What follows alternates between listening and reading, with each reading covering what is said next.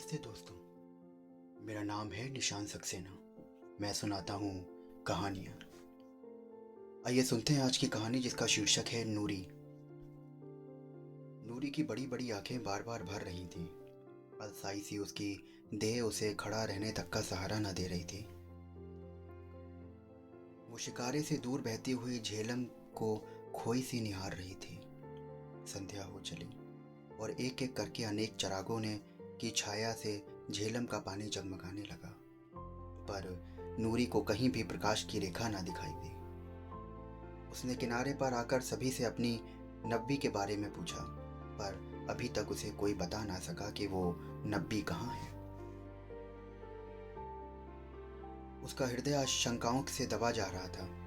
वो झेलम की लहरों से पूछ रही थी, संध्या को अपने नीड़ को ले जाते पक्षियों से पूछ रही थी, आने जाने वाले सभी प्राणियों से उसने नब्बी के बारे में पूछा था, पर क्या वो उनमें से किसी को भी ना मिला था। फिर क्या हुआ उसके नब्बी को? आंसू रोके ना रुकते। आसपास के स्थानों में वो खुद जाकर ढूंढ आई और अब तो वो बेसुध होकर जोर जोर से नब्बी नब्बी की आवाजें लगाने लगी थी, पर सब व्यर्थ। वो बिलक बिलक कर रोने लगी और सारी स्त्रियां उसे सांत्वना देने लगीं।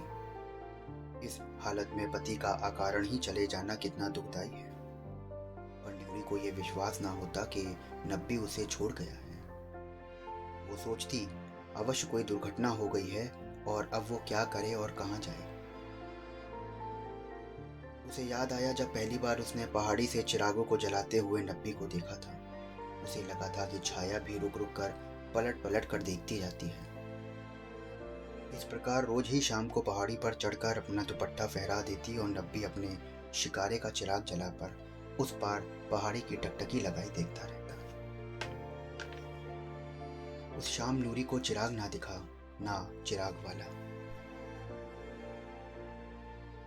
वो विहल हो गई, आंखों की कोर गीली हो गई और एक ठंडी सांस लेकर वो धीरे धीरे नीचे उतरने लगी।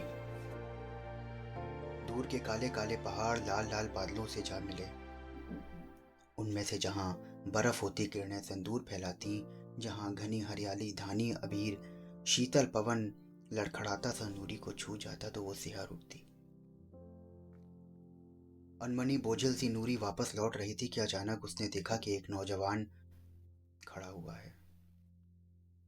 वो झिझकी और दुपट्टा संभाल कर आगे बढ़ी। एकाएक युवक ने उससे प्रश्न किया, यहां से तुम रोज रोज क्या देखा करती हो? कुछ नहीं, ये सूक्ष्म सा उत्तर था नूरी का। रोज ही तो आती हो यहाँ, मैं सिर्फ यही पूछने उस पार से आया हूं। नूरी अवाक होकर कुछ ना बोली। वो यही चिराग वाला है? कितना हसीन, कितना दिलकश। वो आगे ही बढ़ती गई। पीछे पीछे चलते हुए युवक ने उससे पूछा कि तुम्हारा नाम क्या है?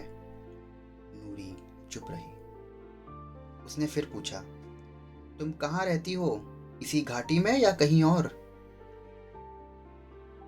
नूरी सहसा रुकी और एक और को मुड़ते हुए बोली, मेरा घर आ गया है, मैं नूरी हूँ और उसके बाद मैं तुमको कुछ नहीं बताने वाली हूँ। वो दोनों साथ साथ मछली पकड़ते ऊंची ऊंची पहाड़ियों पर चढ़ते और हरे हरे मैदानों में भागते, गाते नाचते, पायल के घुंघरू छनकते और नब्बी के होठों से कश्मीरी गीत फूटते। दोनों हंसते गाते खेलते। नदी में नहाना तैरना सभी उसे नब्बी ने सिखा दिया। वो बहुत खुश रहती। कई वर्ष तक उसे पता न चला। एक दिन नब्बी ने कहा, सुन नूरी, अब्बा ने मेरे लिए नया शिकारा बनवाया है, बड़ा सुंदर। उसकी लाल फूलदार गद्दी है और दोनों ओर चिराग और नीले पर्दे हैं। तुझे पता है मैंने उसका नाम क्या रखा है? ब्लू बर्ड, यानी कि नीली चिड़िया। बता मैंने ये नाम क्यों रखा है? नूरी ने भोलेपन से पूछा, क्यों? क्योंकि तेरी ये नीली नीली आंखें ना मुझे बहुत भाती हैं। और साथ ही ये नीला दुपट्टा सेब जैसे मुखड़े पर कितना सुहाता है। हाँ, तो तू सैर करेगी उस पर? बोल, बोल ना। नूरी ने शरारत भरी नजरों से देखा और मुंह फेर लिया। नबी ने व्यग्रता से फिर पूछा, बोल, बोलती क्यों नहीं है? नहीं, अभी नहीं, नूरी ने इठलाते हुए बोला। नबी खिलखिला के हंस पड़ा।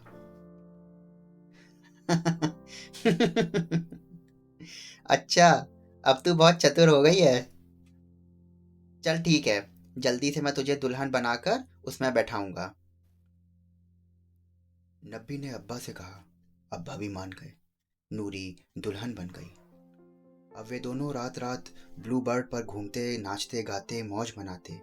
धीरे धीरे नूरी ने अपने में परिवर्तन महसूस किया।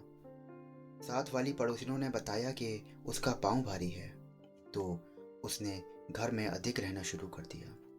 नब्बी आने जाने वालों को पार उतारता और ज़्यादा से ज़्यादा पैसे कमाता। दिन भर के बाद जब नब्बी घर आता तो नूरी की गोद चमचमाते सिक्कों से भर देता। गर्मियों का सुहावना मौसम, इस ऋतु में बहुत से यात्री सैर सपाटे को आते थे, जिससे मजदूरी दूनी होती। नब्बी की खुशी का ठिकाना ना था कि घर में नया मेहमान जो आया था वो नूरी से बोला, नन्ना है या नन्नी? नूरी ने तपाक से जवाब दिया, नन्नी। क्यों? नन्ना बिल्कुल तुम्हारी तरह। नन्नी तुम्हारी तरह है भाई। दोनों में शर्त लगी कि देखें कौन जीतता है, पर फैसले में अभी समय बाकी था। एक दिन नब्बी शिकारा लेकर गया और उसने देखा कि किनारे पर बड़ी भीड़ है। वो उतरकर भीड़ में शामिल हो गया। उसे पता लगा कि शहर में नृत्य मंडली आई है, पहाड़ पर नाचने गाने वाले हैं। एक परी सी नारी सामने दिखी, जिसके पतले पतले लाल लाल होंठ, बड़ी बड़ी काली आंखें, घुंघराले बाल और पतली ऊंची देह। नजरें झुक गईं। ना जाने क्यों नब्बी खो बैठा, चुप, बिल्कुल चुप। युवती आगे बढ़ी और उसके साथी भी। सभी ने शिकारे लिए और युवती स्वयं लाल फूलदार गद्दी वाले शिकारे पर बैठ गई। शिकारे वाला कहाँ है, इसकी तलाश शुरू हुई तो नब्बी शर्माते हुए सामने आया।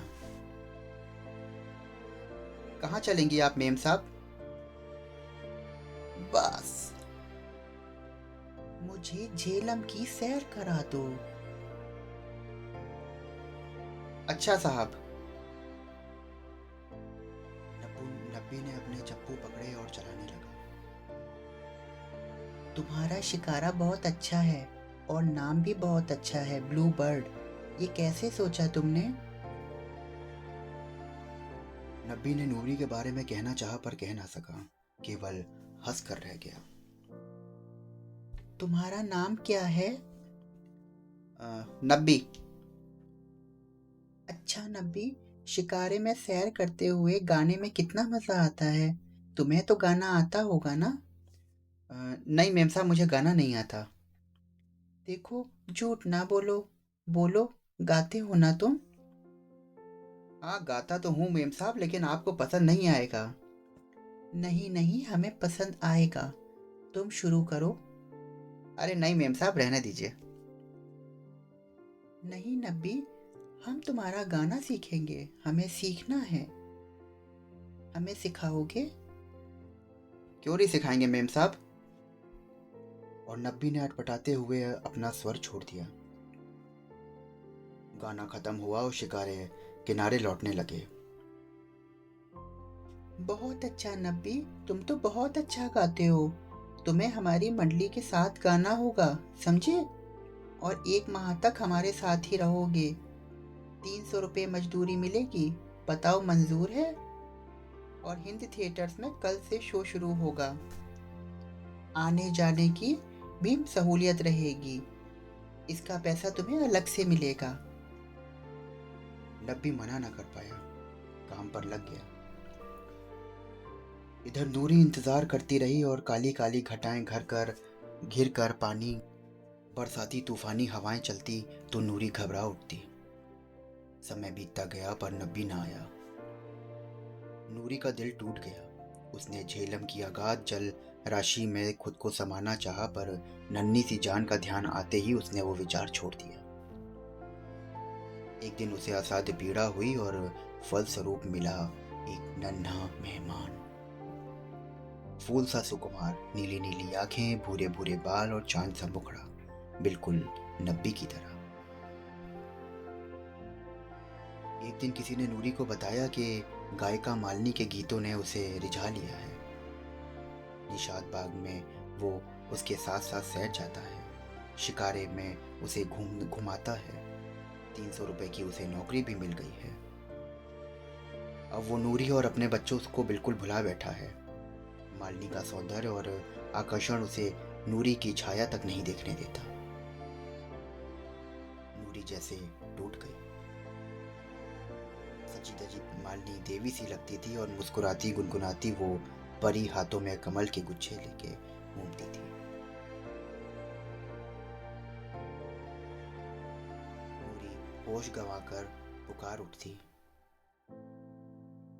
एक दिन आया कि जब नूरी और नब्बी की मुलाकात हुई। अचानक वो चिल्ला उठी उसे देखकर। नब्बी, नब्बी देखो नन्हे मियाँ को, मैंने कहा था ना कि नन्हा ही आएगा। क्षण भर को नब्बी कांप गया। उसका कौतूहल जागा भी, पर वो कुछ कह ना सका और शिकारा जोरों से चलाने लगा। मालिनी ने भी उससे पूछा कि वो कौन थी, और नब्बी एक बारगी ही कह उठा, मुझे नहीं मालूम। मालिनी अपनी मंडली के साथ वापस चली गई। अब नब्बी अपना पुराना शिकारा लिए झेलम के किनारे खड़ा रहता। जब कोई पुरुष नदी पार जाना चाहता तो वो उसे पार लगा देता। नारी की छाया से भी वो दूर भागता, जिसने उसका सब कुछ उससे छीन लिया। वो पश्चाताप की आग में जल रहा है। उसकी देह कांटे सी रह गई, फिर भी वो गाता है शिकारा चलाते चलाते एक टूटा गीत। मजबूरियों को सहेजे सहेजे एक टूटा इंसान। तो दोस्तों, ये थी आज की कहानी। आशा करता हूँ कि आपको ये कहानी बहुत पसंद आई होगी। तो देखा आपने कि जब पति पत्नी के रिश्ते में कोई तीसरा आ जाता है या कोई तीसरा अपनी जगह बनाता है तो किस तरीके से वो दाम्पत्य जीवन विनाश के करारे पे पहुंच जाता है। अगर नब्बी नूरी के साथ ही होता और मालिनी के चक्कर में नहीं पड़ता तो शायद आज वो एक भरे पूरे परिवार के साथ होता। वो एक टूटा हुआ गीत नहीं गाता, वो एक संपूर्ण गीत गाता। मालिनी तो चली गई, वो अपने जीवन में आगे बढ़ गई और नब्बी ने अपने जीवन में आग लगा ली। तो हमें चाहिए कि पति पत्नी के रिश्ते में हम इतना विश्वास पैदा करें, हम इतना दृढ़ निश्चय पैदा करें, हम अपने उसूलों की वो दीवार खड़ी करें कि हमारे बीच कोई ना आ पाए। तो दोस्तों, कल फिर मिलता हूँ एक नई कहानी के साथ में। अगर आप रोज कहानियाँ सुनना चाहते हैं तो मेरे चैनल को फॉलो करिए, सब्सक्राइब करिए और स्टार रेटिंग देना बिल्कुल ना भूलिए। स्वस्थ रहिए, मस्त रहिए। तब तक के लिए शुक्रिया।